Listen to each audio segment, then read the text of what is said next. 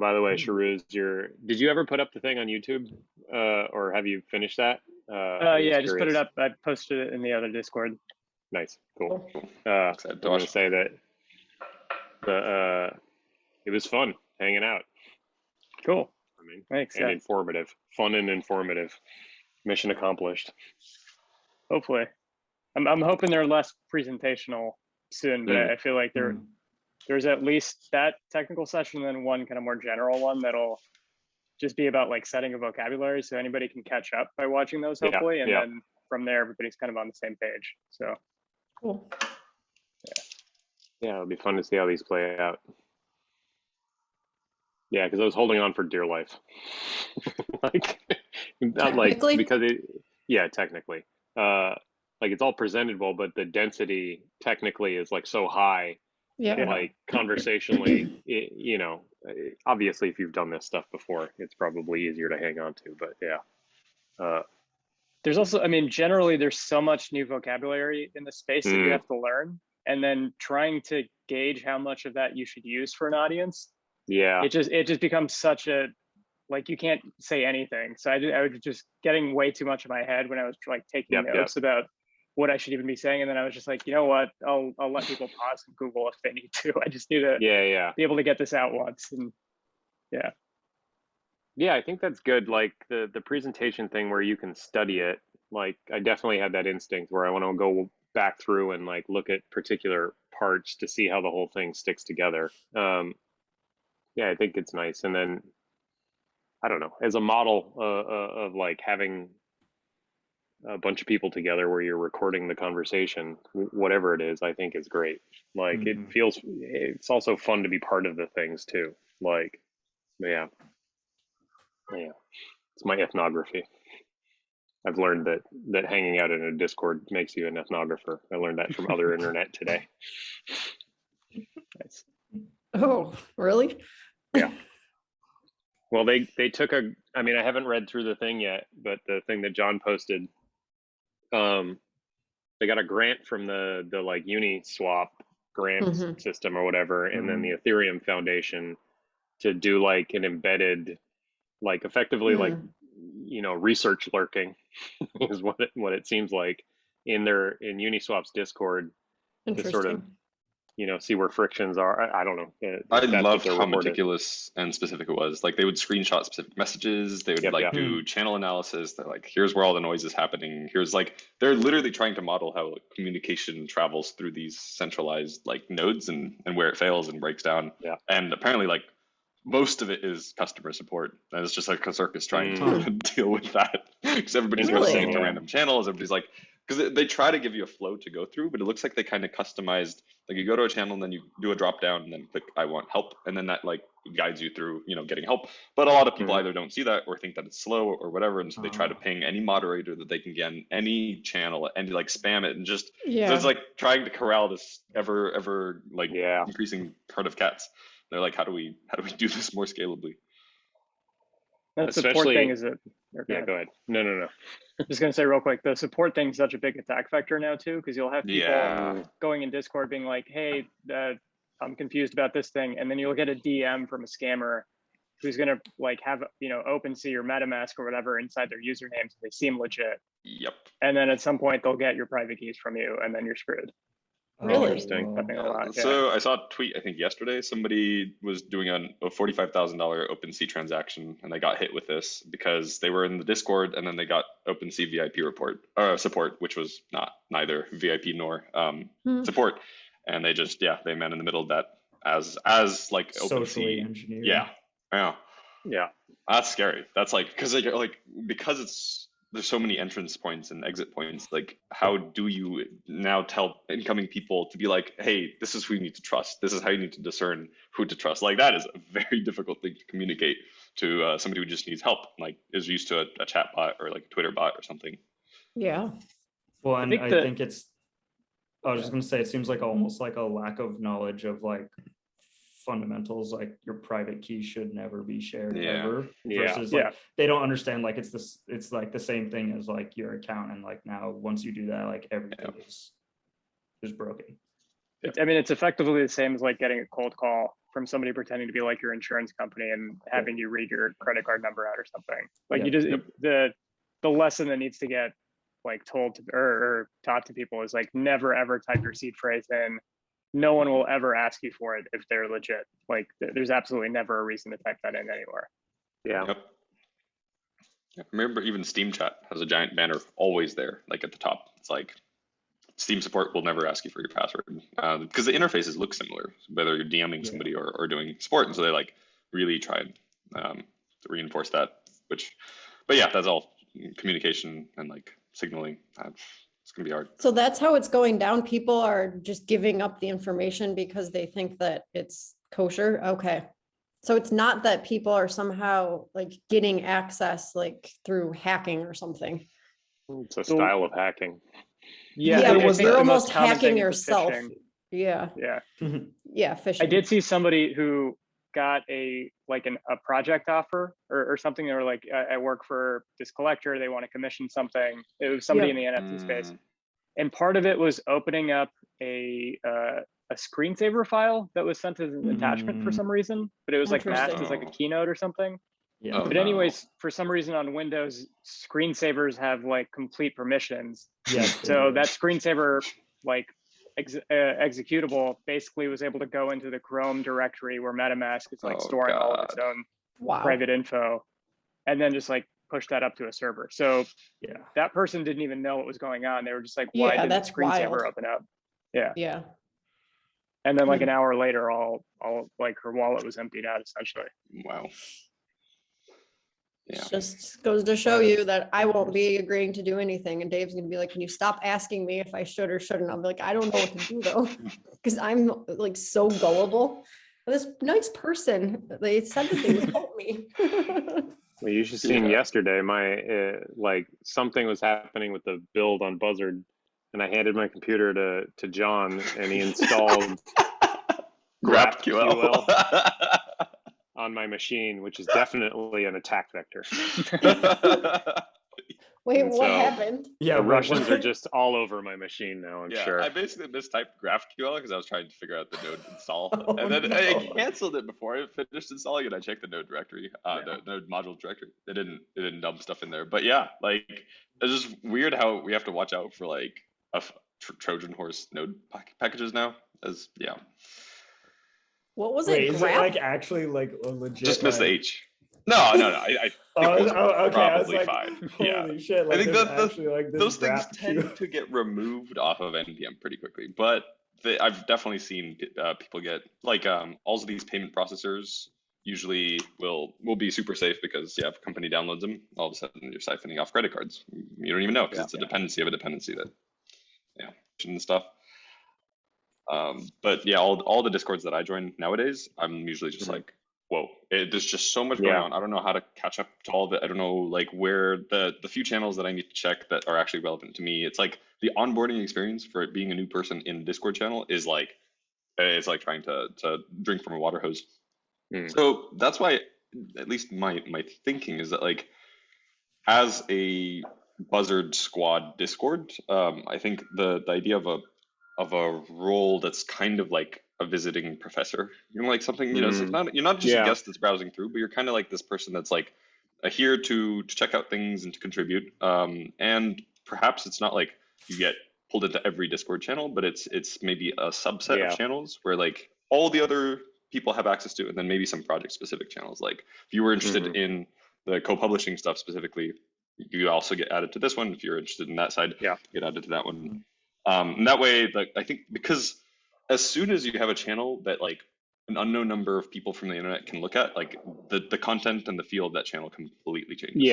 It's just like it the becomes rule a of the stadium. And so I think that those things do have to be kind of like walled off and protected in order to ensure like some level of I don't know, this like safety in that space, but then allow things to like proliferate outwards to the more public channels. And whether that, I think for now that might happen directly through Discord, but over time that's like blocks themselves that kind of maybe get soft published first and then get like more readable, and then there's like some sort of feedback loops that loop. But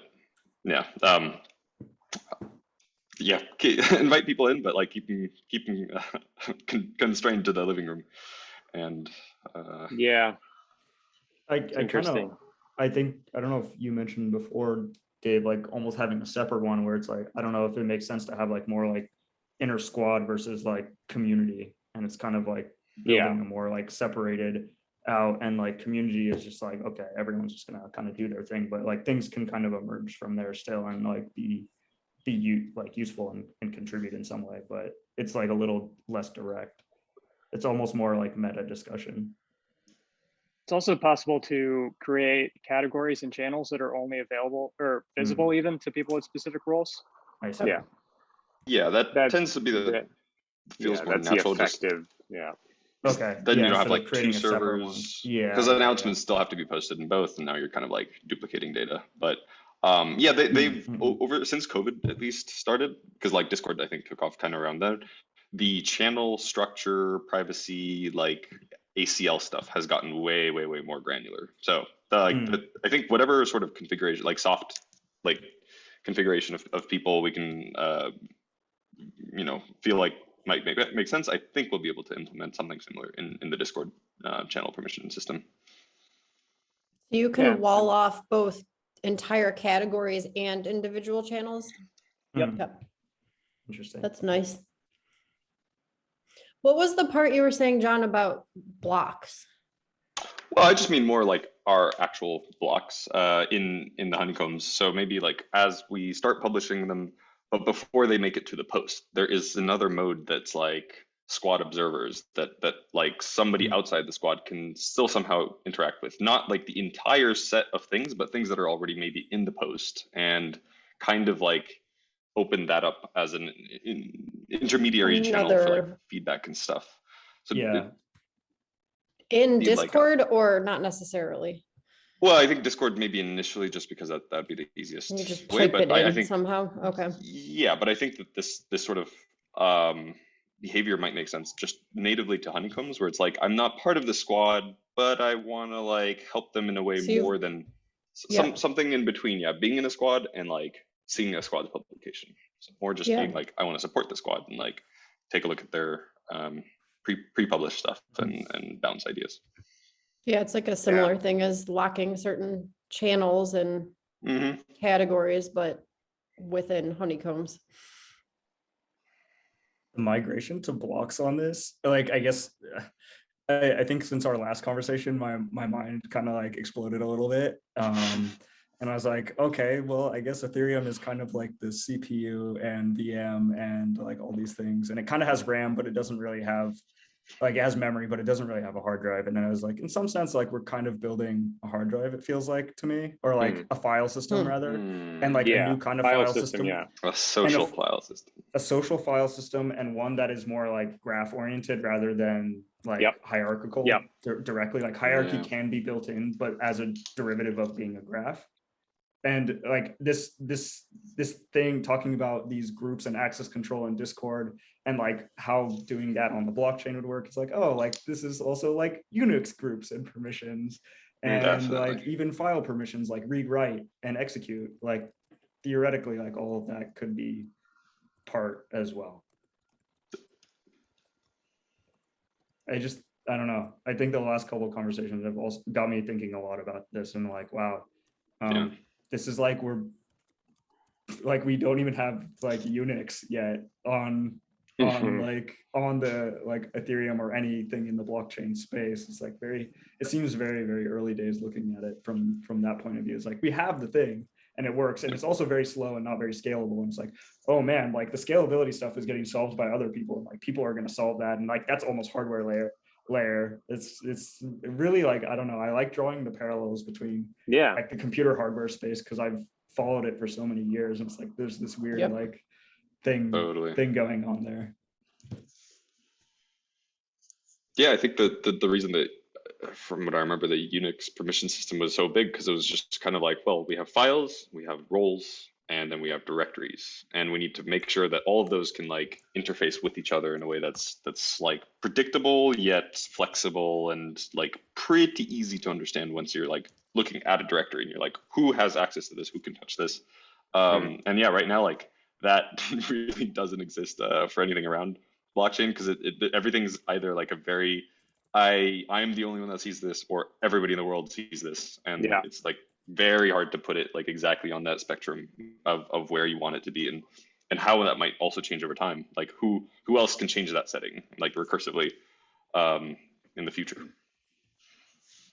Yeah, I think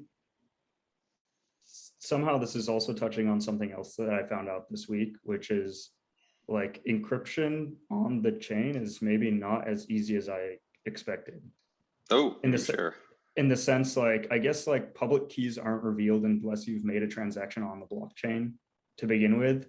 And then like also encrypting things like with your own private key doesn't seem like super trivial.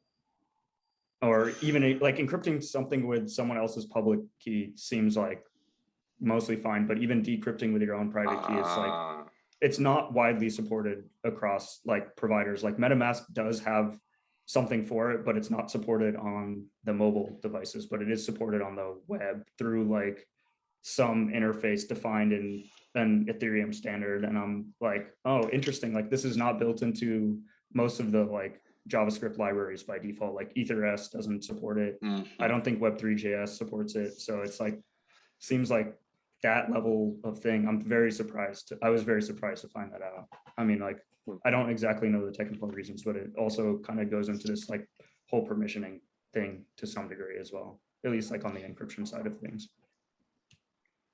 Yeah, when you say that basically MetaMask Mobile doesn't know how to decrypt it, what exactly? Like the content, the whole block, or the contents of the block, or some subset of the contents? If you sort of remember, like I guess I'm trying to understand. I think it's what just layer like, it's working on. Yeah, I think it'd be more like I'm imagining like a flow where like you're trying to encrypt some IPFS data, for example. Yep.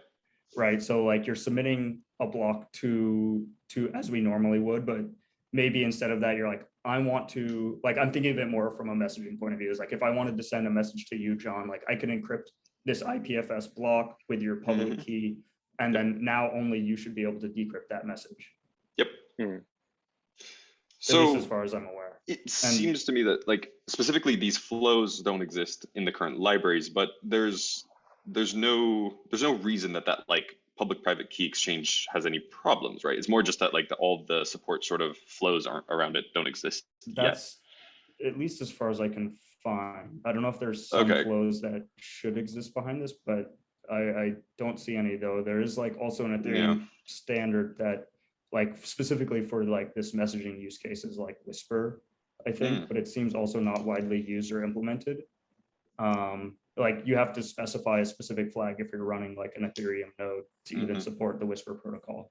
Whoa, interesting.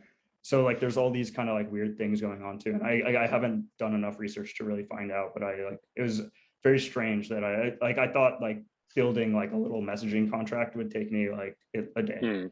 And it turned out to be like a much like bigger like thing. I just like ran into roadblocks like everywhere I looked. And I was very surprised to find that out. So I'm just thinking about it for the future, like even within like a squad like level of encryption, like that might not be quite like that's something that's like a to-do item.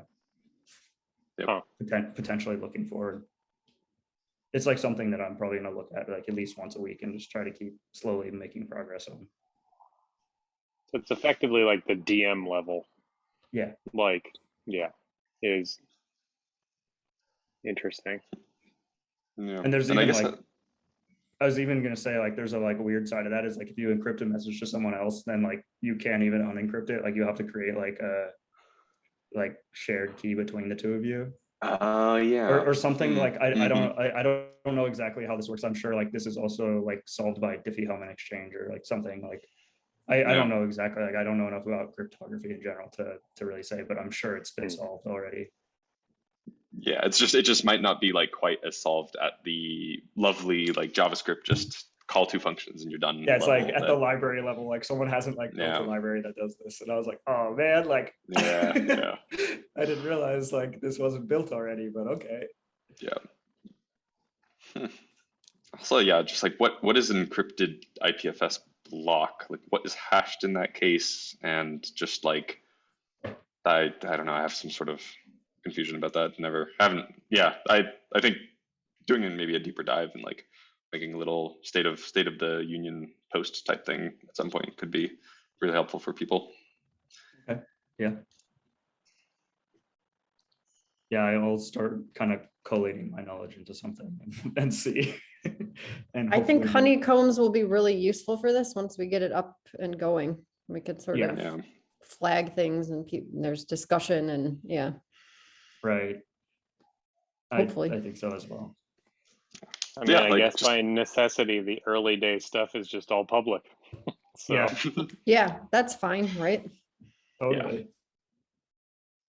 And it's not that it's public, it's that it's it's unlisted. obscured. Yeah. Yeah, So which is, I Not think for the understandable. most part, like a very reasonable sort of the security level, as long as all the people using it also know that, like, Yes. so there's no surprises. But otherwise, yeah, that seems fine.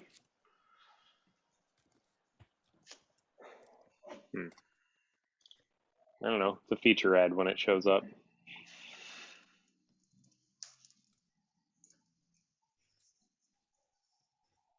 What did you link in the Discord, Shuriz?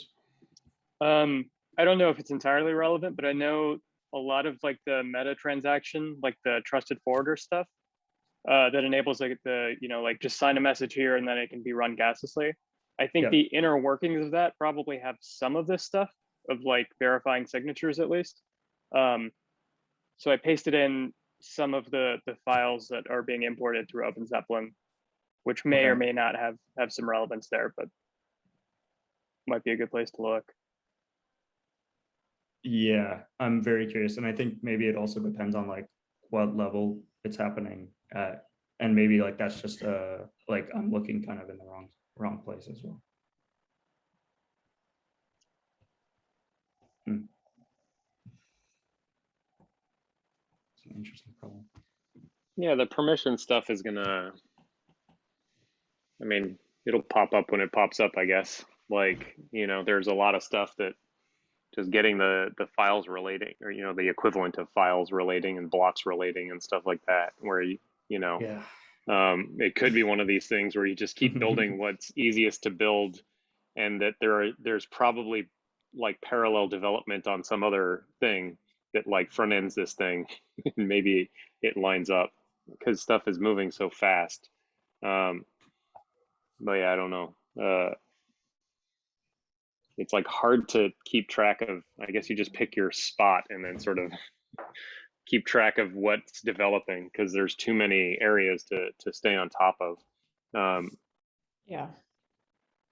Yeah, I don't know how to best like coordinate on that other than what we're doing, which is basically like, what did you see this week? Or is there anything new that might be relevant, or adjacently relevant? Yeah, this is one of the things that like, posting to a system like this as you're finding stuff, without bombarding everybody. Kristen and I were talking about this, like the like mentality of like sharing research as you're producing it, like just in a place where you're not worried about like overwhelming people because you're sort of doing it for yourself. And then like some methodology or some method of like being able to subscribe to that kind of thing, like and what that, this is back to RSS and all these other kinds of things, like and it's not necessarily entertainment, or like it's a different kind of, and I don't know if looking, yeah. So I was like pulling open like the old reader and like seeing about setting up RSS again, and I'm like looking at it starting to blog or post again, and like thinking about using Substack because it's the easiest like sort of on ramp to getting my brain out onto a canvas effectively. At the same time, I'm just barfing all this up because this is what's coming up. So if it's annoying, stop me. Kristen is trying to figure out a method for sort of posting as well. But it's more in the, like we've been talking about it more in like a sort of gardeny kind of way. Like, are you going to use Obsidian? Have you decided on that? And like the Obsidian publish thing, Kristen? I think so, because then I can just sort of be tending to a garden and it's public, Yeah. like I know it's public and I don't have to do the publish piece of it. I don't have to think about it because, yeah, publishing things has a lot of weight for me. And like doing like a full piece on something, Yeah. yeah, it's just hard for me because, yeah, I get too much in like the researcher analyst like role where I'm like, have I covered every base? And is this like a like seminal piece? Like it doesn't have to be like accurate that. view of the world. Yeah. That can be relied on for policy use. Yeah, it feels, it Mm. gets into like, I don't, not, yeah, like professional, like I'm putting on like a different hat. It's like very serious. So I'm trying to break out of that a little bit. Yeah. Yeah, so the general thread in this kind of thing, and mine is like I need to experiment with voice and form and all of this other stuff that like I don't know what I'm doing. Like I don't have like I need to write in this particular way. What I need to do is have a place where I can write, and it helps to have somebody, you know, like people responding to that writing. Even if the response is, well, ideally it's not like I don't know what the fuck you're talking about. Like so it's so and there's a style of the like information that's coming in, like it's all new, so like just being able to respond iteratively, you know, so it's more of like it's closer to chat or like, you know, what we consider like comms like style interfaces or whatever, than it is something that you are broadcasting, but those things are overlapping somehow. Like you can broadcast some of the material that you're doing in this conversational style.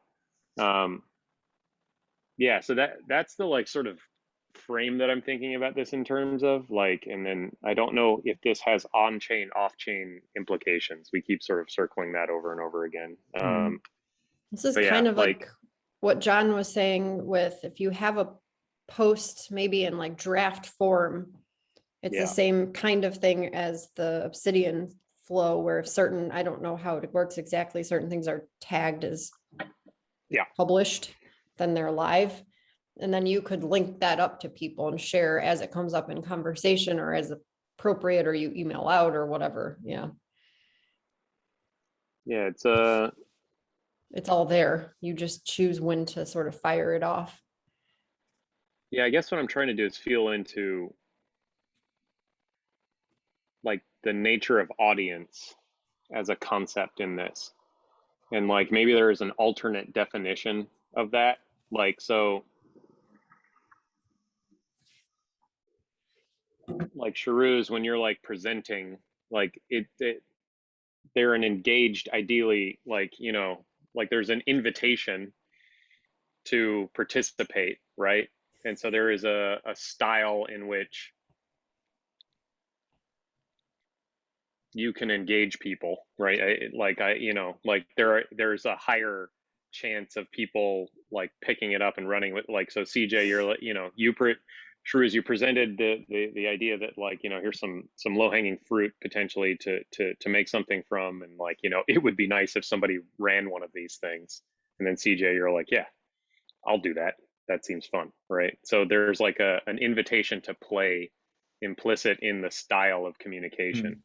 And that keeps popping up. I'm writing about this over and over and over again. Like, you know, what is that invitation? One, it is like a sandbox, right? And then like there's a sort of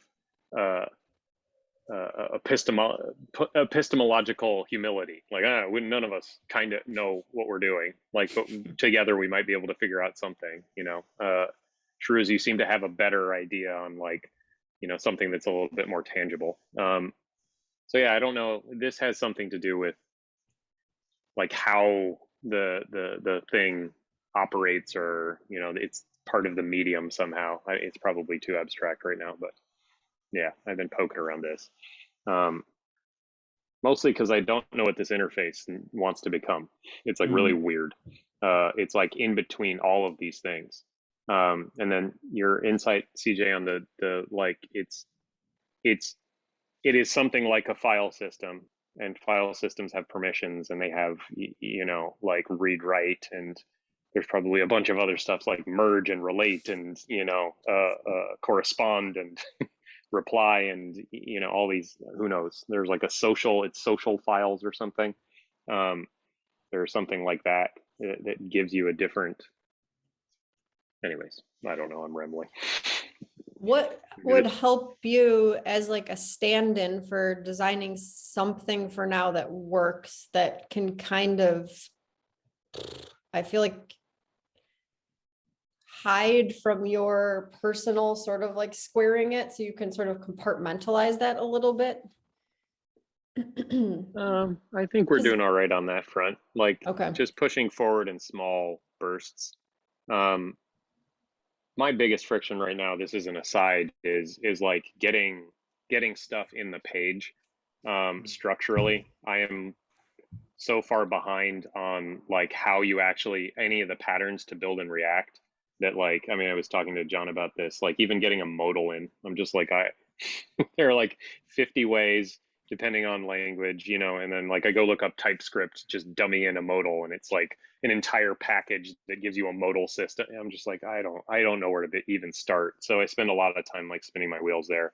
So and maybe it's just I need to move back to like sketching and stuff like this, and communicating like structurally what I need, or maybe there's a pairing session kind of thing where like if you can get this little piece of infrastructure in place. So anyway, that's a more pragmatic thing. What I was talking about is more the global thing. Yeah, sorry, go ahead. I guess like on that friction, I guess like I'm curious like how we can best address it in some way. I think maybe last time we talked about it too.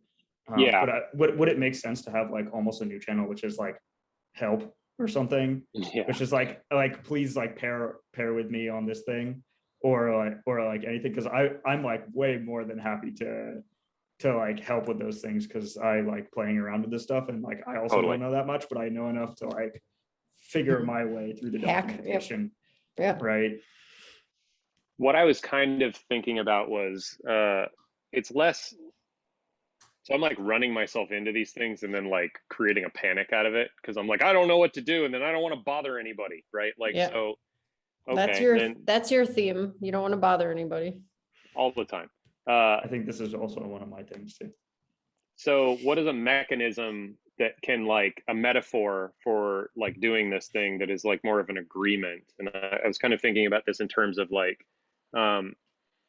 what I've liked is like, let's be stupid together, like as a principle, like, and then I like the idea of like the code TV thing, where like a couple people or a group of people get together and from very little understanding, but combined, total understanding can produce something and explain what they're doing.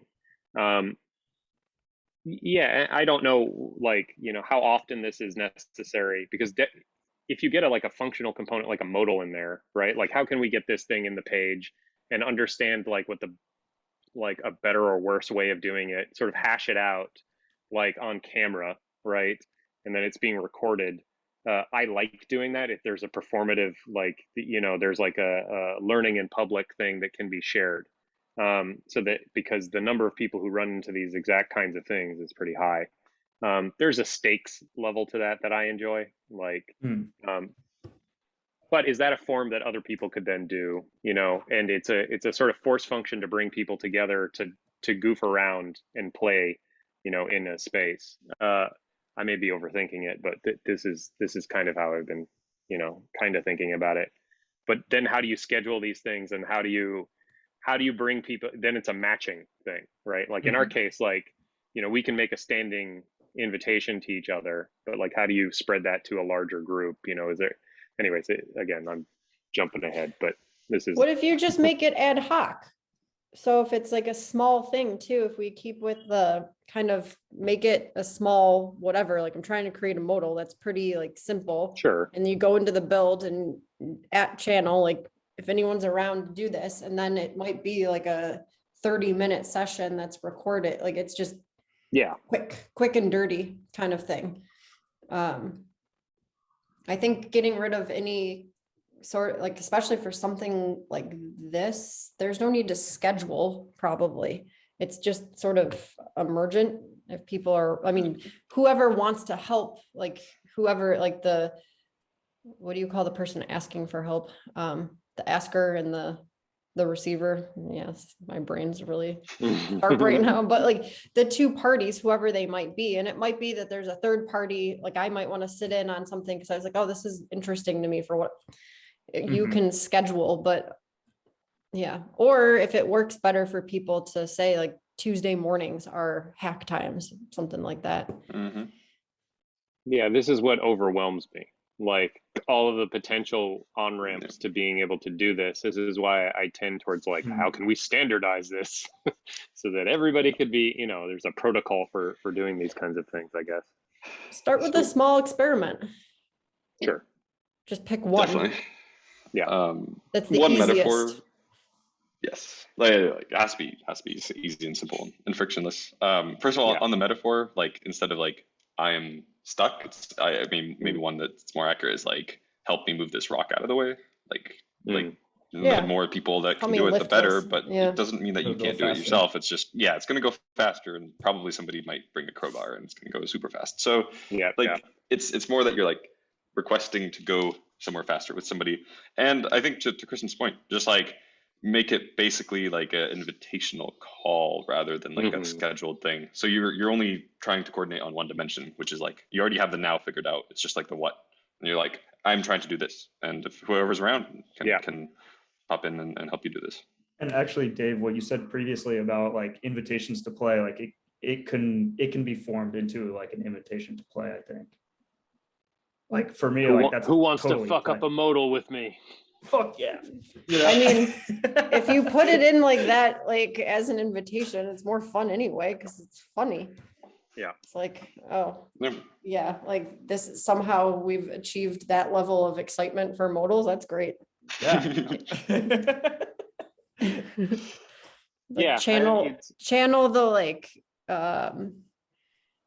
like the negative sort of version of it into like the positive form. Like I did this with anxiety a while ago and it worked to my amazement. Like this was a few years ago where I was like, wait, anxiety is just excitement, but in like a different way. And I was like, okay, weird. And then like seeing it with that lens. Yeah. Like converting one energy type to another. Yeah. It's sort of like a Jungian shadow kind of thing. Like I was like, that's weird. So it's like there's an equal and opposite, positive, negative. I don't know. That's a little too clear cut. It's just it's stance in relationship. Like so like how do you stand in relationship to like the abundance of energy? And like if it is a negative stance, it can feel like anxiety because you feel overwhelmed, and that can work in, you know, or it can be an overwhelming excitement because there's a lot of energy being released. Either way. Yeah, I mean that is that touches on a little of this. Like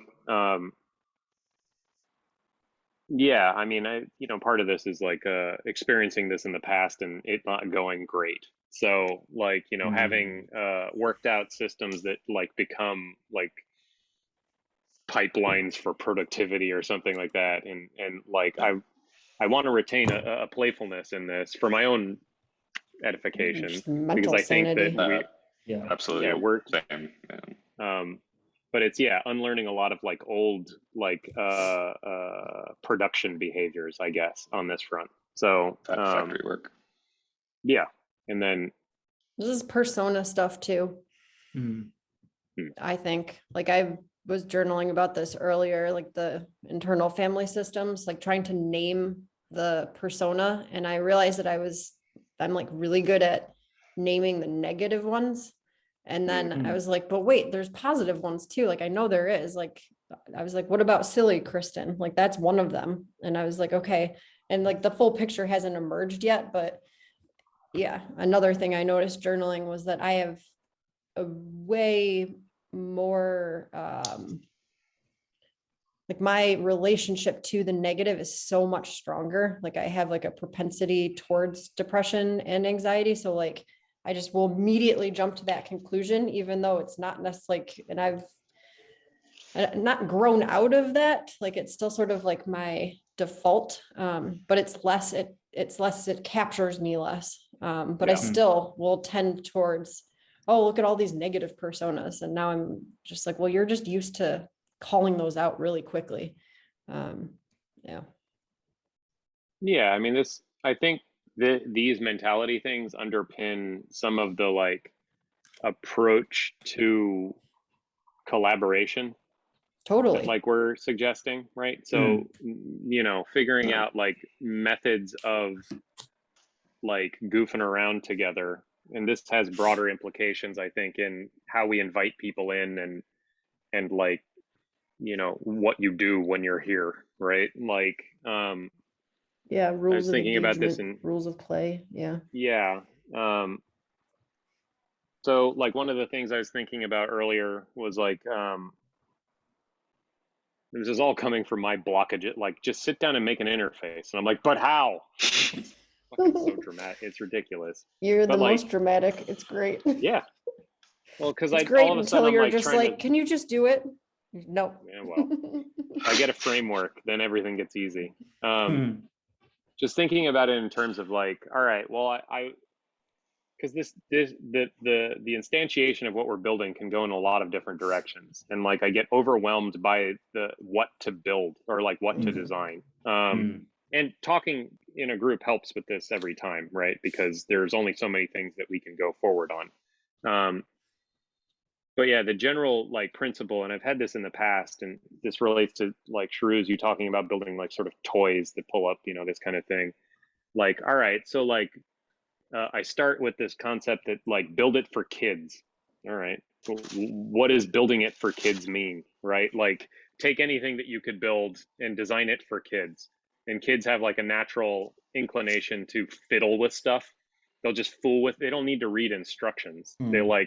They'll bang on it until something happens, and then they'll take that something and then, you know, and then compare notes and stuff like this. So instruments work really well this way, or can, like good instrument design. Like it makes me think of like teenage engineering and like these kinds of styles of things. And I like this methodology, but like, is there something that can get you started and out the door? And there's a necessity to keep the primitive simple, because if you over complexify the thing, kids will just be like, this is boring. I don't know what this is. They'll never even play with it necessarily, you know, whatever. So anyways, this is like a constraining function or something like this. And then maybe something I can remember, yeah, to like, well, how do you make this one thing for kids? Like, what is the simple, you know, what is, it's not simple, it's playful or inviting or something, you know, without like hijacking their mentality or something like this. So anyways, this is something that like, you know, I think is applicable across like intergenerationally, you know, like especially people, because I was thinking about this, like relearning how to build stuff or whatever is a lot of like just becoming a beginner again. And this Web 2 to Web 3 move, like one of the biggest frictions is having to unload how this stuff works. And if you've made a lot of money, or if you've made a, you know, like it is difficult to see what's in front of you. So and yeah, I don't know. Anyways, that's related to a bunch of stuff, I guess. Instrument is a very nice framing. I like that. Yeah. Just there's like a difficulty curve or like a knowledge curve, but like what is it? Easy to pick up and like difficult to master, which usually means the yeah, and the easy to pick up range gives you a lot of like, you could goof with it, you know, every day and not get into like layers and layers of complexity, but still build a recorder effectively. Hot cross buns. This came up the other day. Where were we? We were walking around here. Yeah. Talking about instruments and learning them as kids. Yeah. You're flattened. And I remember thinking it was great. Yeah. Yeah. Yeah, I don't know. I mean, this stuff is starting to pop up because, like, you know, it's, I don't know, like, just helps like constrain the design sessions or something like that. Or if we can find people who are aligned with this kind of thing, it makes it easier to sort of, I don't know, brainstorm within an area. And if somebody wants to do a like hyper complex, super in-depth version of this, I just, it's not for me. That's fine. It's just knowing that helps. So yeah. Anyhow. Does it help to talk about it? Yeah, I mean, sort of, I don't know exactly what I'm expressing. This is one of the reasons that I would like to be writing more, so that like I can just sort of get this stuff out and it's there to be picked up or not, depending on if people are interested. Yeah, I don't know. And then it can, this is the perk of being able to follow like people you're around's thinking, like when it's happening at the time that it's happening, so that you don't have to bring it together in a sync session necessarily to unpack it. But if there is something there, you've developed a zeitgeist with each other, right? Like there's a, yeah. And the query system is based on like curating your geist, you know? Yeah. Actually, on the query system, Dave, you mentioned like all the way back, like right at the beginning was like some kind of subscription. I was like, oh yeah, subscribing to queries is going to be like very important. Definitely. Yeah, for sure. I can't. So that's the thing I was talking about, like playing with the reader, the old reader or whatever, and like just like, oh, okay, this thing got put on a shelf and it hasn't moved forward at all. All we have is like the Facebook and Twitters and, you know, these like hyper interfaces that are like algorithmically mediated with like minimal control. And they're all, for the most part, they haven't really changed either. They're just becoming more and more tuned, but like that they're not fundamentally doing anything different.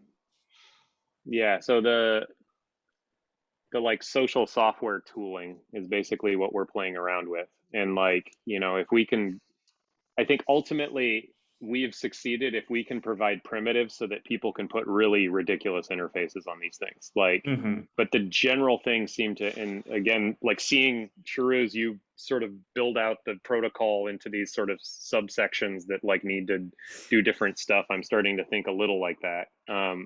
Like you have the query area, which is like all the things that you can do to bring in stuff and like display them and save them and subscribe to them and share them. And, you know, it is your viewports into the informational landscape.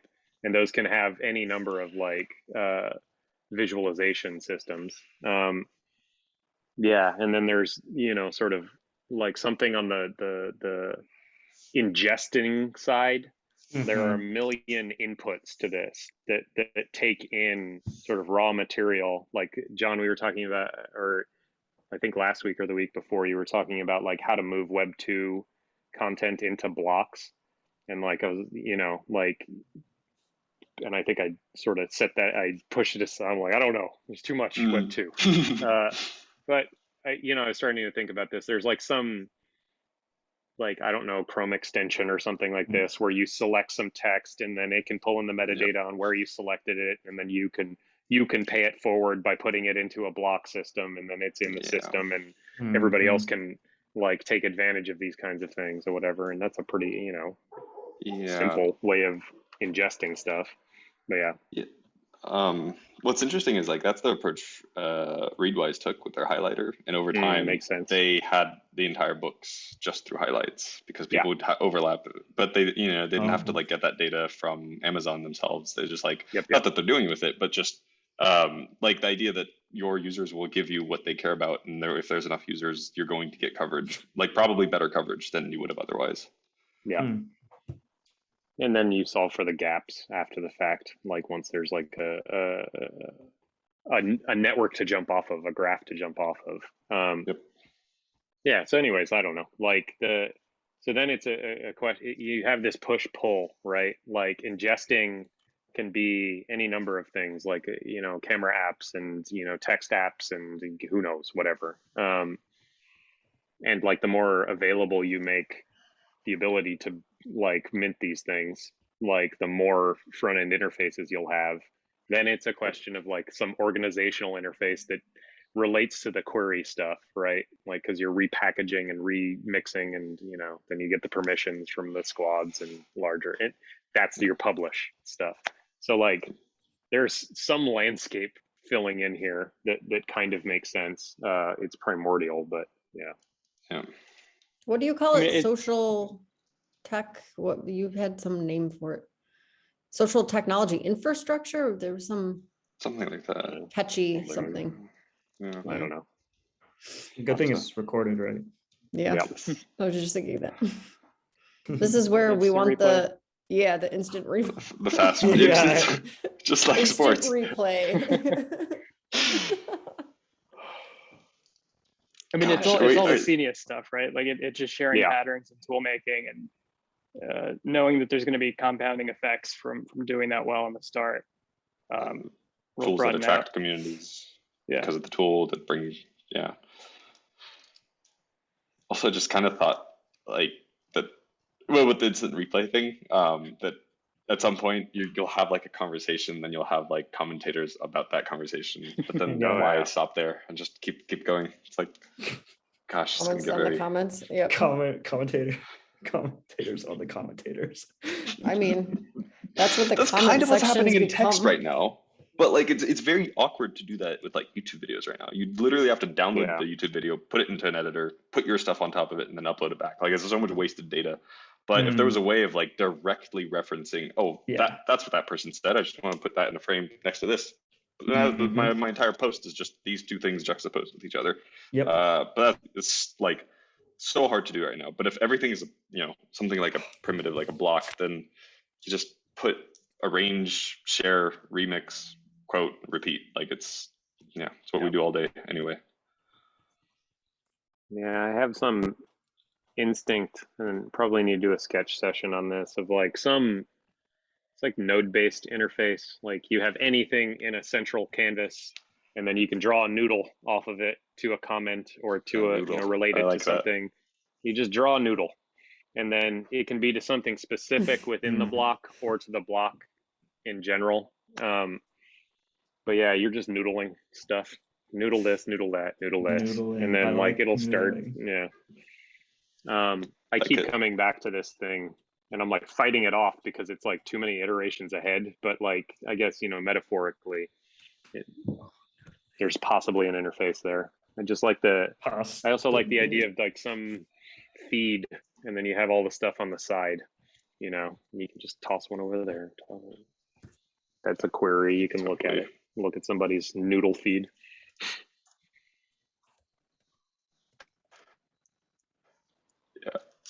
Yeah, we'll draw that one. Yeah. Sure is. Yeah, you just linked Canopy. I was using it earlier today, actually. I like draw out my geospatial itineraries in there. Oh, And yeah, it's great for that because it just lets you connect nodes in a really way, and you just draw out like there's some things that I hope that they that John, I think is his name, adds in, but he seems like very like tuned into the open sort of data like ecosystem and the like that philosophy. So kind of excited to just like at some point just say like blocks can be translated to Canopio and back and really start like taking off that way. Yeah. It's one of my favorite like fully indie software projects these days. Oh, it's beautiful. It seems like it's like one or two people. Just like I think it's fun. all one. Yeah. I think it's one dude. Yeah, he's Really? working on that Futureland thing too. Oh, he's working on that as well. Oh, sweet. I didn't know that. Hooked up with him like 6 months ago, and he's been like sort of helping with their UI. I don't really know where it's gone though. Looks more like Canopio now. Well, It's like gotta a stop. little like, yeah. What is it? It's like, I don't know why it reminds me of like 90s sort of UI stuff. Like it's retro. It's chunkier and pixely. Yeah. Yeah, There's yeah. like a resurgence of that for sure. Yeah. Yeah, I don't know. Like this is all sort of coming up because I also don't know how to best like move in these directions. This is another thing. And my instinct is that we need to bring in more people because but I don't know that that's the case. This is like a knee-jerk reaction to in the past having to build more complex interfaces and like, well, we got to hire people because I'm not doing all this. So like, so yeah, I don't know. I think the good place to start is to do these like smaller experiments to see if we can learn together on like putting stuff in the browser and like maybe, you know, doing some more novel interaction types or something. Just by like coming up. Yeah, go ahead. Is there a sense of like what we are currently trying to build, or at least this kind of current phase, the scope of it is maybe a little bit too broad or too big, or it's not clearly defined what the edges are? Or I think we're still pushing towards like getting, you know, the simplistic interface where we've got like the queries working, and then we put them in like a posting interface that you can drag them up and down along a y-axis. And then there's some publish event because we still need to do the infrastructure on the multi-sig stuff and all this other. Yeah, this stuff just sort of like if I can output it and be like, yeah, no, we can't do any of that now. It helps like not get stuck on it. So I think totally. Yeah. Yeah. I wonder if there's some smaller thing that we can like get a quick win on in terms of just like feeling that it's finished and some complete idea or something. Maybe we're at that point. Yeah. Yeah. I don't know. Yeah.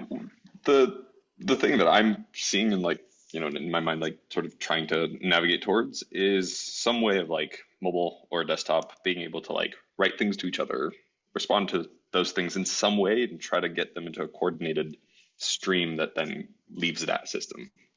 Obviously there's like a lot of fuzzy boundaries about what it means and what each message means and whatnot, but kind of there's a bit of opaqueness around the publish event that maybe it would be like a design session, but I do feel like that's kind of the boundary of at the end of the first chapter or whatever, and like everything up until there.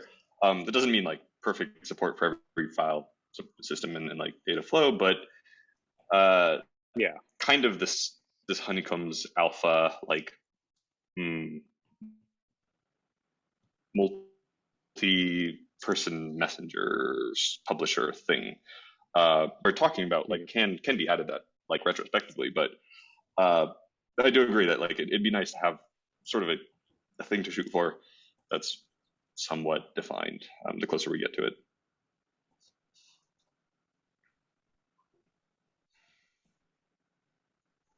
I'm kind of hearing two things. Go ahead. One is like building relationships, and the other is more like building a post. Those are like the two that, and like building relationships is tied to building a post. But is it, I guess, within Honeycombs, is it necessary to have that layer, or can that be kind of brought out into Discord, like for more communication on it? And like, can we just start throwing like blocks into a post and then like commenting them on Discord? Like, is that like a good place to like try to get to where at least like you can see things moving into a general direction? Describe what you mean by like relationship specifically. Block to block, person to block, person to person. All of it. Okay. I think that's why I'm getting a little caught up in it, is because like, it's more abstract. Like it's probably pretty easy to build a very like specific implementation of like one of these relationships, but I'm curious if there's like a more like abstract way to define these things. And I definitely don't have like the pattern quite set in my head.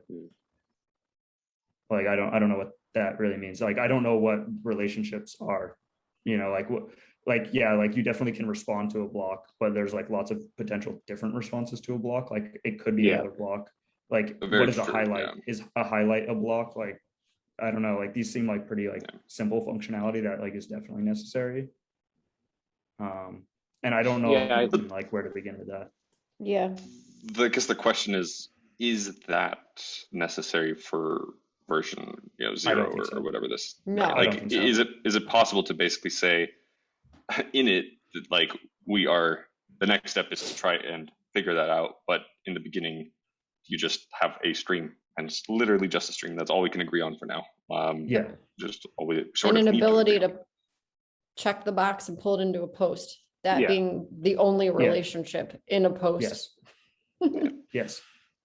I think like that's the That But makes I sense. very much agree. to Like start. the thing that you're describing, yeah, what is a highlight? What is yeah, like absolutely. That's kind of a absolute a bit of a rabbit hole. Yeah. It's a very interesting one by all means. But maybe the way that it emerges is like we get this base level thing working, and then somebody's like, oh, have you tried this? Have you thought about this? And then it becomes like a responsive conversation thing. And then we kind of trudge ahead. I mean, one thing right now where anytime I log in, I just see my stuff. And then when I'm posting, I only see my stuff, which I think even if we were to set up a query, that's just like, here's everything, that will start defining some kind of like, oh, here's what everybody else is talking about. Totally. Here's what I should be talking about. And because right now I'm just dumping emojis, which is like, it's fun to play with. But I'm not really like thinking when I'm writing. I'm not writing for an audience. I'm writing for the next time I open the tab up. So it might be a good switch. Yeah. So that's a really interesting thing that it is. It's not an interface change, but a query change too. Mm-hmm.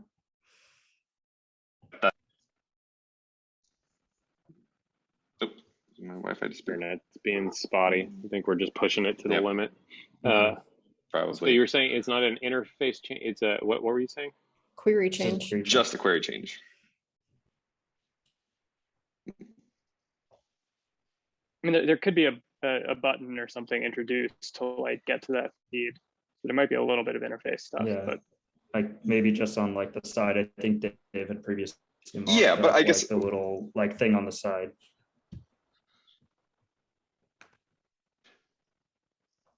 What were you gonna say, John? I think he's frozen. I'm gonna kill my video for now. Yeah, am I still? Yeah. I might be. No, we got you now. That might be why. Basically, cool. Basically that it could have an interface change and like a button or something. But I really like the idea that like to change everybody's relation to the thing itself, all that we have to change is the default query that's sort of selected. And the sort of downstream effects of doing that. And like it is funny to me that we're like sitting on this thing that with one query change can like completely change our relationship to it and how we think about the things that are happening in it, which then changes like what we put into it, rather than going back to square zero and being like, well, let's re-architect how this data is like flying in and out. Yeah, I think just altering the view. Yeah.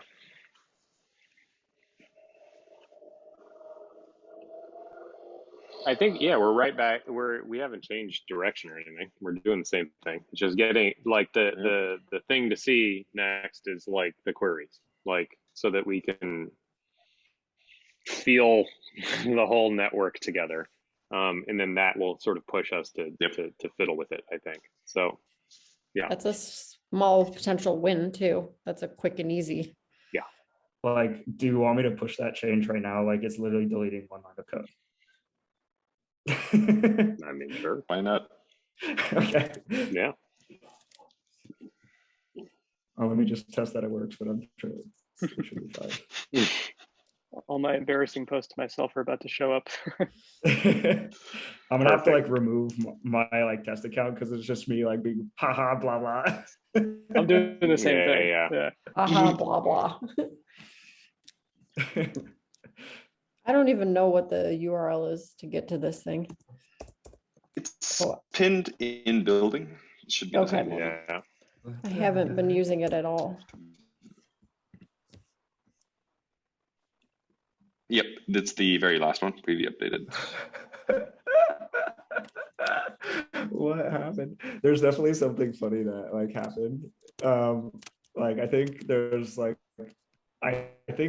some text that's marked as an image and it's trying to render the image as like, but it doesn't know what to do with the text input, so it's giving this error. It's really funny. Like, it would have been happening to one of us already, right? I think so. Let me just change the query back and see what happens.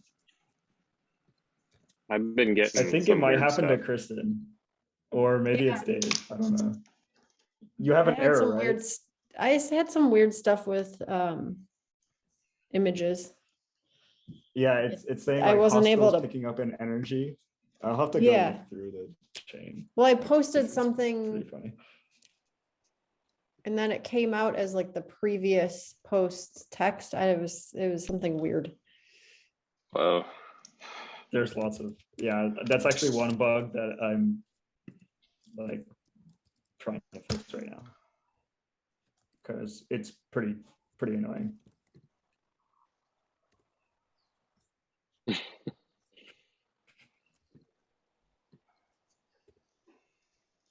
So what were you changing that like made the what were you doing, CJ?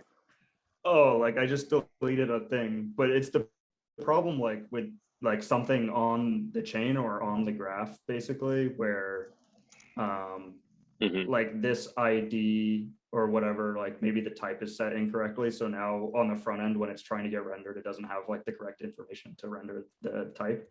So it's okay. Yeah. Like it's just telling me like the error is like the source is like hostile energy is weird, or like something like this, or like something about the hostile. And I was like, this is definitely meant to be a text block, but it looks like it's being trying to render as an image. So it's like just blowing up. So I might need to write like a little hack into the subgraph that basically takes this post and it like changes its like type to be something else. Or change you might IPFS also hash. Okay. You could maybe filter it out or do a special case on the React side.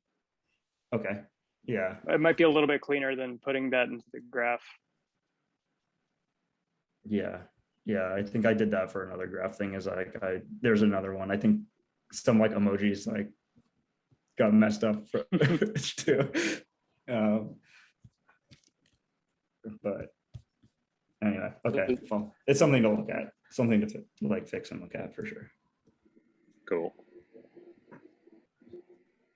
All right, so we're headed in the direction of getting queries working, and then we'll have queries like the basic query stuff, Individual squad searchable, and then we can and then John, you've dummied in the like the basic image stuff. You just need UI on that, or I put in like I can get the simple, Yeah, I think I can get the rough UI working. It's more about this question of when does the upload to IPFS happen and from where. So we could probably take a couple minutes to just chat through that right now. I feel comfortable like implementing any route here. It's more about basically, does this happen on the browser where we just upload our image to IPFS from there and then get back our hash and then put that right into the content block and then ship that off to factory IPFS? Or do we put the whole image and all of its metadata and everything into our current block structure somehow and then have factory IPFS unpack it and ship it off? Both routes make sense. There's just some like pros with either way. And just thinking about like long-term support for other formats and like bulk actions and like all of this editing stuff, kind of trying to work out where it makes sense to do that right now. And because like right now our block has a content field, which we could technically just shove a bunch of binary data into it, but then we also have to communicate what that binary data is, how it's encoded, what the file name is, what the metadata is, and trying to like shove all of that into content and then unpacking it through a very opaque like mechanism feels rougher than just putting a hash in there, which is like very self-explanatory. But then all that logic happens locally, which means we have to re-implement it for like on our next interface, which might not happen for a while. So no route is wrong here. It's just more about like what makes the most sense in the short term. And I don't know, CJ, Shrews, you have any thoughts? One quick thing, like if there is any implication on the number of interfaces here, like if something makes it easier to make more interfaces, that route seems better, because I think the more of those, the better we, something. Yeah, I'm feeling similar. Like I would feel, I think, better about creating like this giant block of stuff and then handing it off to something, and then that something figures out how to get the contents of that block like wherever they need to go, because there might be parts that go to different places. We might keep images on one IPFS node and like content on another, and yada yada. And having the person that's working with the interface at a very low level like also think about that stuff feels like possibly overwhelming. And so separation concerns factory, this thing just accepts a bunch of data and like ships it off, unpacks it, ships it off to wherever it needs to be, feels a little more right. So what I was kind of toying with in my head was like a transport block data structure that's more about getting the block from Honeycomb's interface to factory IP. And in that, gets stuffed like a little more data than what's actually going to make it onto the chain version or the IPFS version of the block. And that's where we would put things like, how many more files do I have in this block? What are all these files? Maybe like it's literally a CSV that's in there, and the CSV has a list of other URLs that are going to get pulled in, but like none of this intermediate structure is going to actually make it in the very end, because factory IPFS will be like, oh, I recognize what this is, gonna unpack it, do a bunch of stuff, and then out comes like a block that the graph and everything downstream is going to know how to read. And I think that like pseudo block or transport block definition doesn't need to be as strictly standardized between everything, because I guess there would just be a Honeycomb pseudo block class that gets sent to factory IPFS, but something else would either just adopt the same or modify it. But the point is, it doesn't really constrain anybody from like adding new types. It sort of leaves that open, and whereas trying to ensure that this stuff fits into the block right away means that every component like has to agree that with that new definition. And so this is kind of like decoupling a little bit between our block generation and our block publishing layer. Can you repeat the flow one more time, just so I can make sure I have it? Sure. So the browser, we tell it, I would like to add this image to this block, and it has content and maybe some other stuff that it like might need to know. This pseudo block, which is really just a big JSON block, gets sent over to our factory IPFS layer, and then that unpacks it, looks at this extra metadata, realizes that it's an image, so let me upload that to IPFS and just replace that content with a hash in the content field. And maybe that's it for images, and maybe that's the whole like transformation that happens here. And then the block that comes out of factory IPFS is shaped in the way that the graph and everything downstream expects. I guess like the only one part I don't quite understand is the pseudo block. Like I'm just curious, like what is the extra metadata that, or like is it like more like there's like specific image metadata that like we need to be taken care of, and like by a fact of it being of type image implies that it has like some extra metadata associated with it? Pretty much, yeah. And okay, I see where you're going with this, and that opens up another interesting set of questions. But yes, file name, image, encoding type. Basically, that's what or file name, image, encoding type, maybe size, but usually we can just derive that from the content maybe itself. Like height and width. Yeah. Or at least native height and width, because presumably those will change depending on embed. Right. So pseudo block is just another way of saying block type, I think.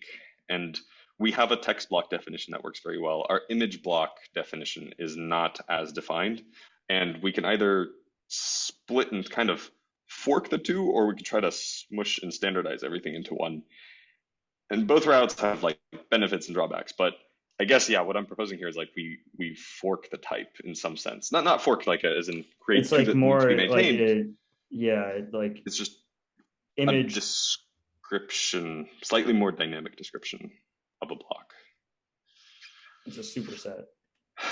Yeah, but the thing is, I guess the thing that I'm envisioning, maybe the reason I'm using the word fork, but I don't like it, is because it like splits for a while, but then it comes back together into a consistent shape, rather than the typical thing where the format split and then like all the way downstream have to be kept separate.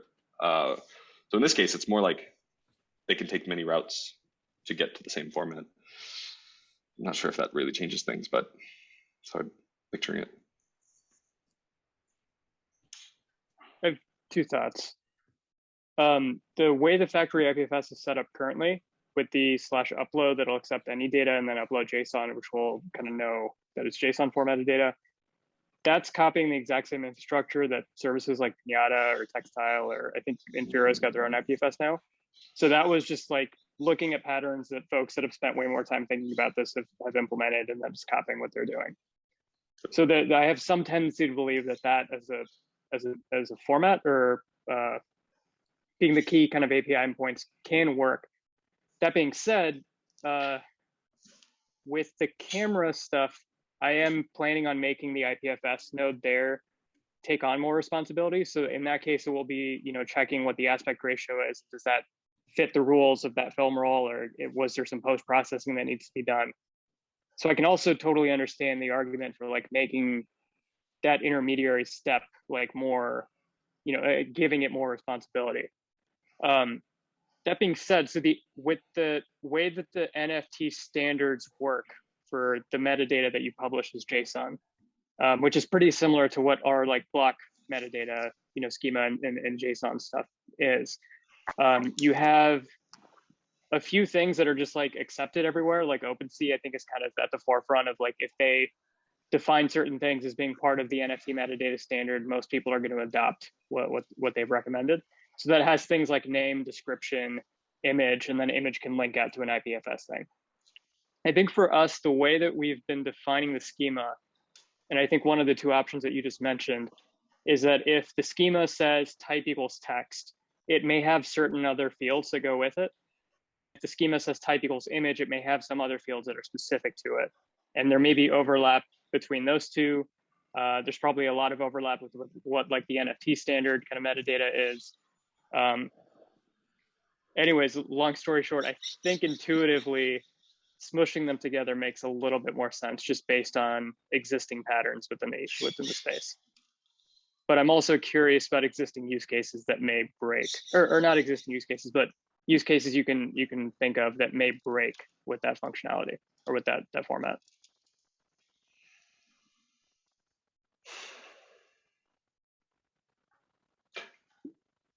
Like the transport block is about minimizing the number of back and forth requests to the IPFS server. Is that mostly the benefit? Yes, in some sense. So that the client doesn't have to basically talk to the IPFS node in two separate like flows. I don't think back and forths really matter like as much for us because we're not data constrained. But this idea that there's like it has to upload the image, then figure that out, and something could break there, and then it still has like the image uploaded but not the block. Like trying to atomicize that like flow as much as possible. If that's the core thing, then I think that's where it turns into SDK design. Yeah. Just like we want our SDK to have a function that's like post image, and that post image function is going to handle all of this inner complexity, so that our end user and ourselves, while we're defining and building out our UIs, just have that post function that we call once, and it handles everything for us. Yeah. And if it fails, it'll throw an error, and the app just needs to handle that.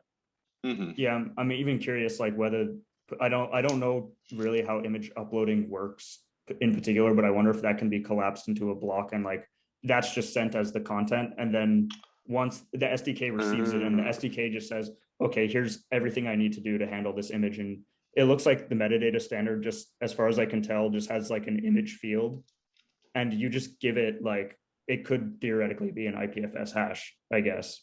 And given that, like, I guess it should work on the web too, because most of the web doesn't really care about file formats as long as it comes in. So as well as something is like resolving that, it should be okay. So to be in accordance with this NFT standard, the browser would call the Honeycombs SDK post image thing. It would send binary data and whatever else over, which hits like /upload directly underneath, and then returns just an IPFS hash. That IPFS hash is then like just put into the content field of the actual block that's shipping out. And the type is image, so anything downstream that needs to understand like what is going on with this content knows to pull in the IPFS image from whatever. And at some point, presumably it could be a list of IPFS hashes or whatever. But the idea that the events are separate, but at the end of the day, like there's only one type the entire way through. I think so. And then I think IPFS also lends itself well to that kind of structure where if you are, say, for some reason uploading the same image multiple times, it's going to handle that downstream for you. Whereas like doing this redundantly on something like S3, that's way more inefficient because then you might keep re-uploading the same file, making many instances of it. True. So Yeah, there's some nice saves downstream. a lot of trouble here. Okay, this makes sense. So like I guess the core of the logic is still happening in factory IPFS. It's more that like during the process, it's going from honeycombs to factory IPFS, doing a thing, and now that state is saved, and like even if we fail here, like the image is already safe, re-uploads can happen fine, and whatever. And then assuming that went well, we just talk to that factory IPFS again and just ship off the whole block with all the things that we had touched previously. I think within the code, it might also make sense to just start like an SDK file or directory where like a lot of this logic that we expect to reuse ourselves, but also expect to like surface to others, we can just pop into there. And then that way, you know, we can keep optimizing that a little bit differently than we optimize the front end of just like, hey, this file is going to have a wider audience. It probably needs documentation, it needs error handling. So I think this is like the relational OS kind of exists. Yeah, it's the relational OS class, and right now it's under the BlockBridge repo, but possibly that can be renamed just to be a little bit more clear, like its functionality. BlockBridge makes some good sense, yeah. And that's how I was looking at the class yesterday. And I was like, okay, so like if we put the thing inside the class, then it makes sense, and yada yada. I guess I just didn't make the link that even if the logic all lays in factory IPFS, the BlockBridge layer, it's still safe to sort of break that out into multiple flows. Like it doesn't have to be one continuous thing on the server side. Our client can sort of do things like very back and forth safely, step by step. And those individual flows can be remixed as needed for future interfaces and flows. And then the nice thing about keeping the IPFS node the way that it is currently with those two endpoints is that if anybody wanted to switch to Pinata or Textile or Infura or Cloudflare, or whatever provider that might be out there, it would be a relatively straightforward thing to switch to because it's following the same structures. Very neat. Yep, nice. Because right now it's all depending on CJ server. Yeah, which is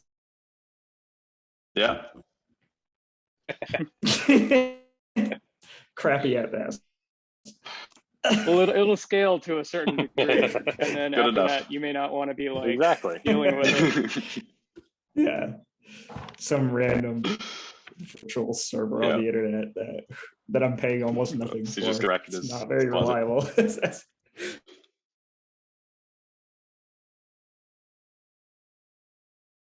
No. Yep. I'll just poke at that flow and go on. Cool. If there's anything that needs to be reported in the interface or anything on that, just let me know. I'll loop you in. Yeah, like you guys dummying in things is always easiest for me because then I can just sort of paint them up. There is the whole like drop zone thing there now. I added like a React package as well that it's only allowed to like accept images at the moment. So it like if you click it, it brings up the like system dialog. You can drag and drop images into it. It's not really like pretty right now. Like it doesn't show the image that you dragged and dropped or anything like fancy. It's like that's all right. It just theoretically works. Yeah. Theoretically, getting the data going where it needs to go, then we can work out the visualizations on that. Yeah. But at least you can potentially play with it too, Dave, and see what works. Yep. Cool. Yep, that makes sense. I think otherwise we just sort of keep plugging away at the building channel pinned list of things and just make it expected that you can just holler for assistance moving big boulders at any time, and whoever's around will be around to. I guess this also ties into potentially scheduling our first like scheduled session. So like leaving aside the space for totally ad hoc, like random ones at 3 a.m. Also putting one that's like a little more public facing and scheduled. Do you want to sort out like time and date for that now and just put it on the calendar and see what happens? This is for what particularly? Like what the... I was going towards garage door building session, but okay, possibly both makes sense here. How are you thinking about structuring that? I mean, we were talking about bringing in Arthur for sure, and then just like working with him as like a test case to sort of noodle around with something. That's all I remember on where we last talked about it. But if you thought about it more, not a terrible whole lot more. Okay. I'm imagining that it would be open, that there would be like a Zoom that people can join, and so first of all, implying that like other people can join. I don't know how like loudly we broadcast it. I think we just like do direct links sharing. Like I'll send it to a few friends who might be able to join, and then we go into that. Hopefully, there's at least like 3 of us there, or we had like worked out a pile of things that we could potentially work on, so that we're not really trying to figure that out in the moment. But to some extent, we already have that pile, and it's the building things. And so things that are relatively defined and not like going to have people digging into things and re-architecting. More just like, especially if they followed along up until the point, this point, they should be reasonably able to be like, especially if we're doing it together, be like, oh, okay, like I know where I'm digging around. And then I'm thinking possibly to experiment with GitHub's like VS Code live stuff online, so that we can just basically share a link that somebody opens up and they have the full editor up and everything's installed. So like we just cut out that entire process. Cool. This all like ties into some weird ideas I have about like the way that would be streamed at some point, and like I just think that there's this idea of like a captain chair that you could like sit into for a minute and like get to like build things, and it just is a little different from the current model of everybody pulls down a bunch of code independently and then hopes that other people didn't pull down that code and do other things with them. Like it kind of like coordinates, because if you have a sync event anyway, then why not share like basically the computer that you're actually typing the code into, and like everybody's looking at the exact same thing. And with Code Sense, you can like or Live Sense or whatever it's called, you can like have multiple cursors in the editor. So somebody could be working on one file, somebody else working on this file, and there's like it's just a different model of collaboration, like Git pushing and pulling, because it's just instant. So maybe something to experiment on, maybe the subsequent session. But I have been waiting for this thing forever. Like this is how I used to work. I loved it. Like this is cool. Piggybacking on the thing that like CJ, like I would like to just build the modal together in the same thing. You don't have to push it. Like I in the past, just like I have this file checked out, don't write to it. Yeah. And then here I saved it. Now you can go add whatever you need. Like you can build UI really quickly this way, and it is very fun. So I would be curious to see what else you could build like this. And there's an implicit trust, and like you have to talk to each other to do this, or else it blows up. Yeah. So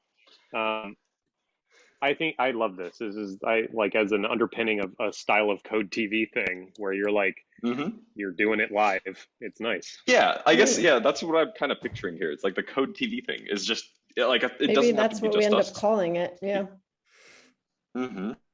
Yeah. It's like anybody that's like interested in, and because it's scoped in some way, like there aren't as many, or because it's live, or because there's other, I don't know what the social fabric here is, but it just constrains behavior in a way that's like, it's just very hard to be in that like space and just be like, I'm going to re-architect everything and like do it my way because this is the right way. It's you like, could try, it would be fun. Yeah. So like, I've rebuilt all this and you're like, why would you do it?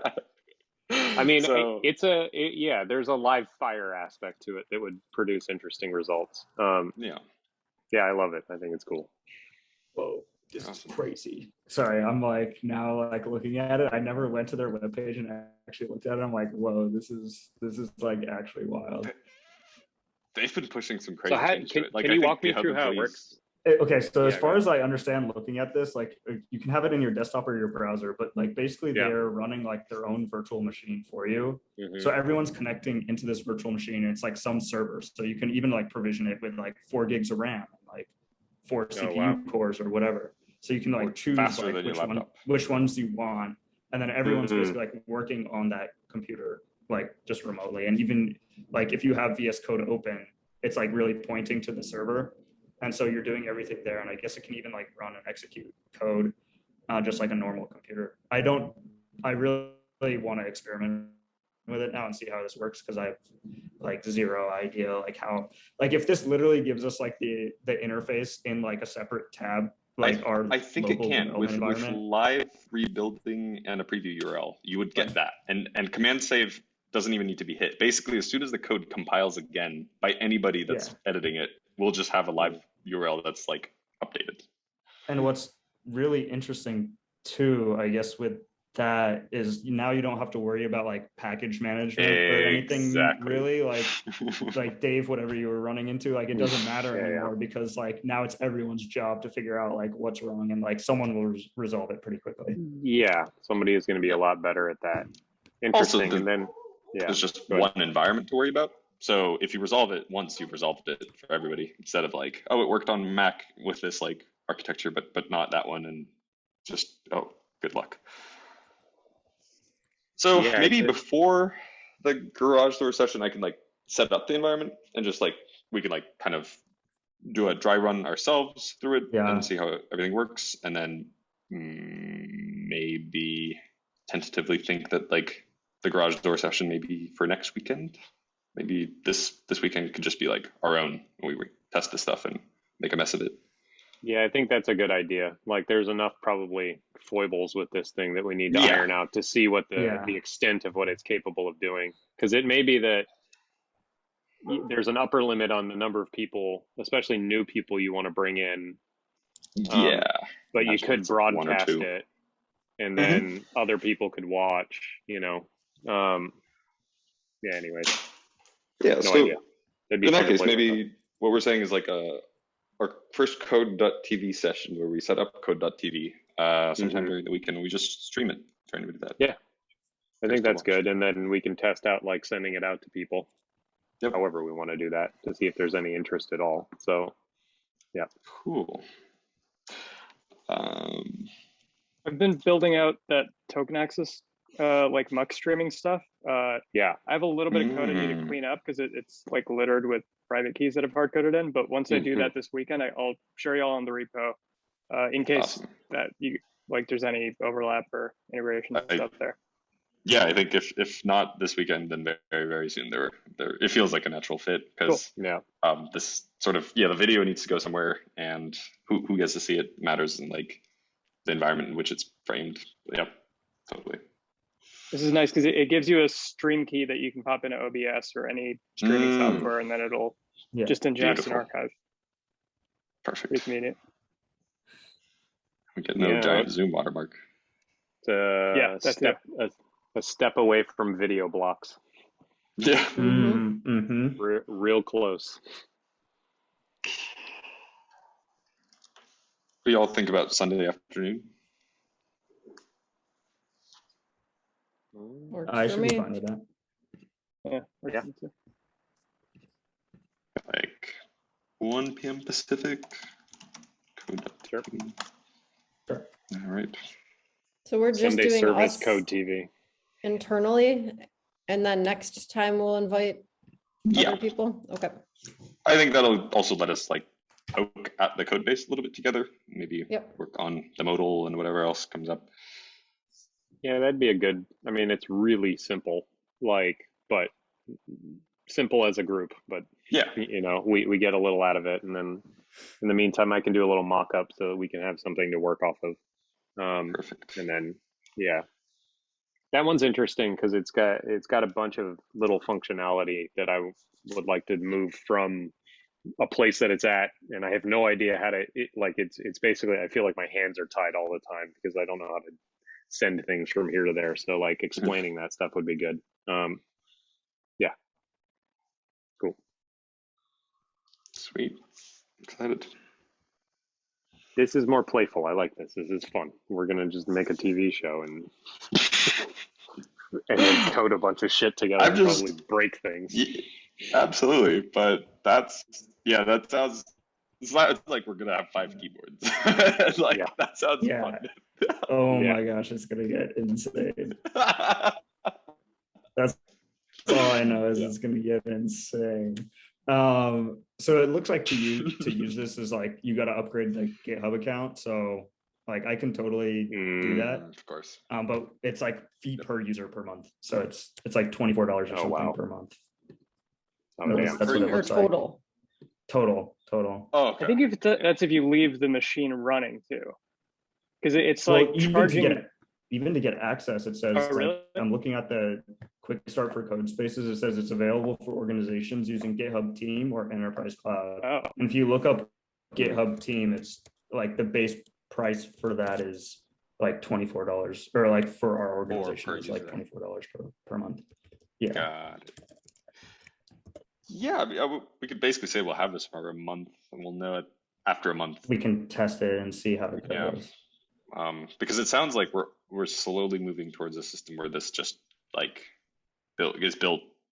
I mean, if the video component is one thing, and then we all just set up like VS Code with all of it pointing to a VM that we run, like we can sort of just rebuild this probably at some point. So if we feel it out and like see if this, use the polished version so that we're not dealing with all that stuff. But then I don't think it'd be hard to just rebuild our own open source version of it. Somebody may have there's like a lightweight peer-to-peer thing. It just doesn't. Yeah, that'd be cool. Yeah.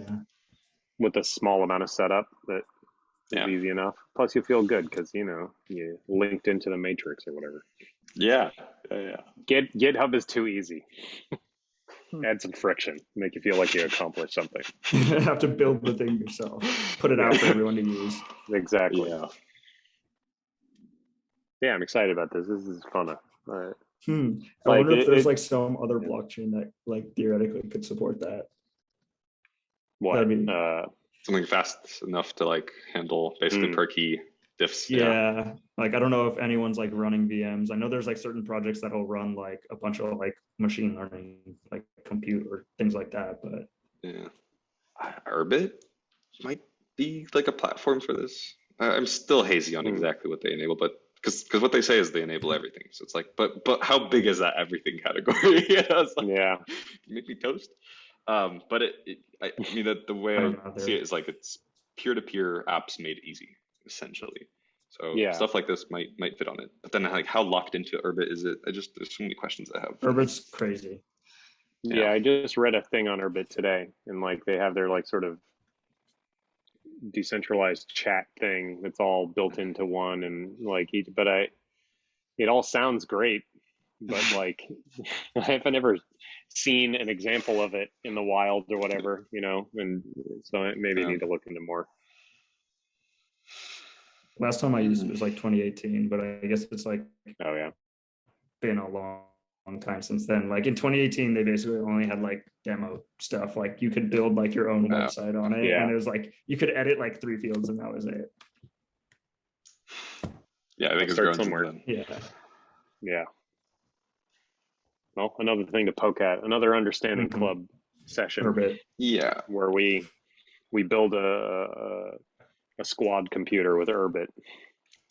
That sounds pretty fun. I mean, all these things are fun sessions. You just open up the thing, because I'm not going to look at it by myself. I'll like, there's just no time. I'm like, I'm wasting time doing this alone is what I feel like every time. So anyways, just got to figure out some sort of scheduling robot to make all these things happen.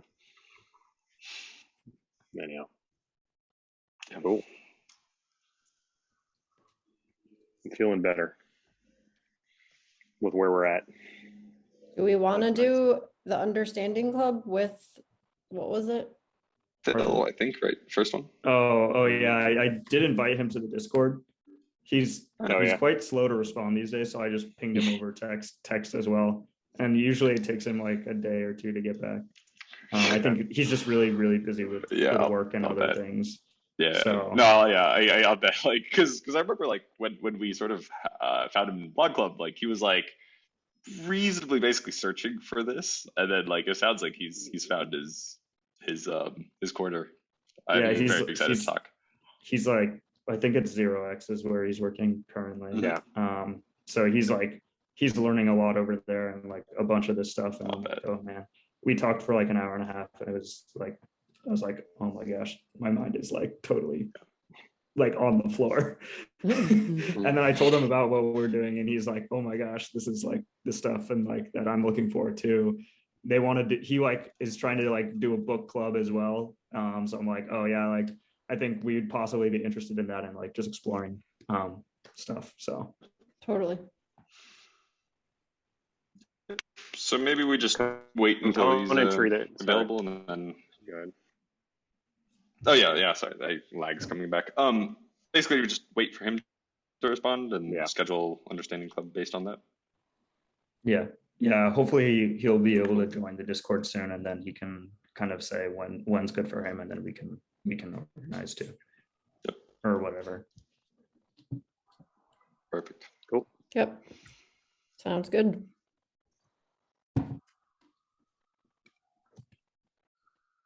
I got nothing else. Come back in. You gotta let the buffer go, and then it comes back, and then the buffer fills up, and it's fine. Yeah. I wonder if Zoom could do some sort of like peer-to-peer thing where it just combines our local video streams and then sends it out as one. Like I don't. It would be. It'd be much more efficient than the chaos with all three of our computers fighting for bandwidth on the router. What's happening now? Or it'll just morph us into one being. Yeah. And then we'll all speak with different mouths coming out of one head. Yeah, we're just overlapping. I've seen all these machine learning notebooks where they're making cool AI generated art. We're just going to be one of those. A weird three-headed dragon beast. That seems exactly. A more nightmare combination. Met somebody who was doing like a fake Zoom thing where you basically feed it an image, and then it's only transmitting audio, but then it's doing like finally, moving your mouth, so it's saving like 90% of your bandwidth that way. Yeah. Yeah. That's cool. Makes sense. Down for that. I mean, as soon as you can just Apple's already doing it with the emojis or whatever they are, whatever. Yeah. If you could just transmit the vector data of like placement or whatever, you can be any kind of weird critter. That makes sense. All right. Cool. All right. I'm gonna go not be on here now. Until next time. Good stuff though. Yeah. Thanks, so wait, what are we meeting next? Everybody. We're doing Sunday 1. Sunday 1 p.m. 1. Okay, yeah. And we're like doing like test dry run of build sesh, right? Yeah. Code TV. Cool. Code TV. A streamed Code Thanks, TV. everybody. Streamed Code TV. Yeah. Perfect. Cool. All right. Cool. Bye, guys. Bye. All right.